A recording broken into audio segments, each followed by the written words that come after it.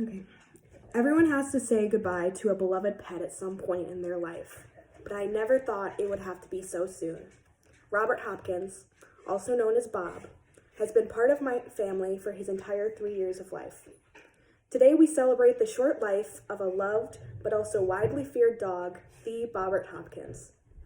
I would like to give thanks to Bob for his adorable puppy years, dorky personality, and the fact he never murdered us in our sleep despite trying. As a puppy, Bob had his aggressive flaws and awful backstory, but made up for it with his adorable face. Bob came into our family from an out-of-the-way farm in Altura, Wisconsin. We were convinced to spend the $100 to take him home when we were presented with his terribly sad story. The family had been forced to tie their dog, Bobby's mother, up at the demand of the farm's owner.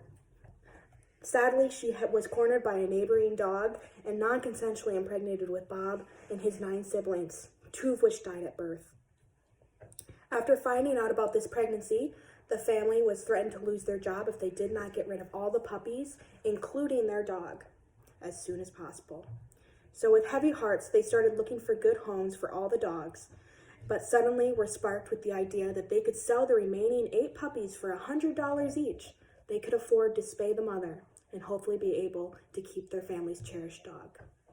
With that tragic story, we now had the cutest, fluffiest little Sheltie mix puppy with us at home.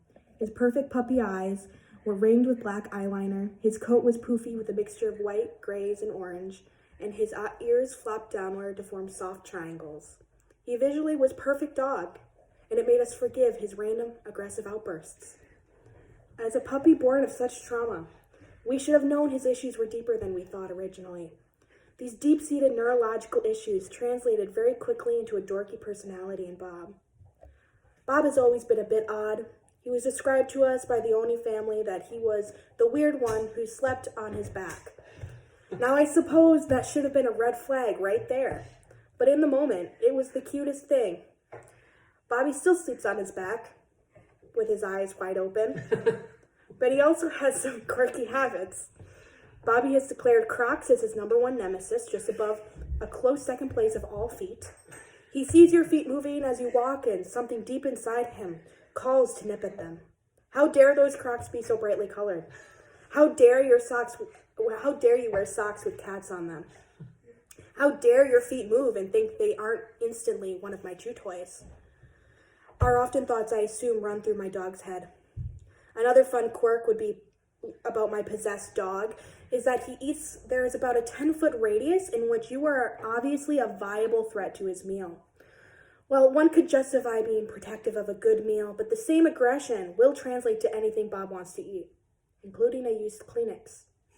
Who thought picking up a fallen Kleenex would end in such a bloodbath? Not me.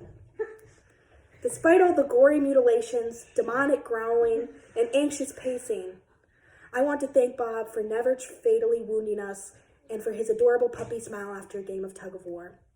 Sadly, on many occasions, Bobby has inflicted brutal wounds to those in my family, including attacking my mother's feet in her sleep.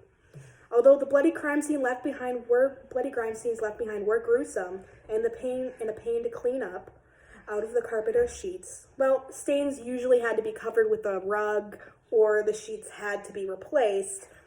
Bobby always seemed confused after such incidences. The tragedy of Bobbert's life is that he wanted to be a good boy so bad. He always slinks back after a random attack to try and lick the wound with a guilty conscience. The hikes, the anxiety medication, the better food, none of it seems to help. There are times when Bobby is happy and the sweet boy we know he wants to be. He smiles after a game of tug-of-war and his eyes are bright with positive energy. He lays his whole body on top of you just so he can lick the face cream off your face. When he runs through a field, his tongue falls to the side in pure bliss. Thank you, Bobby, for all those little moments.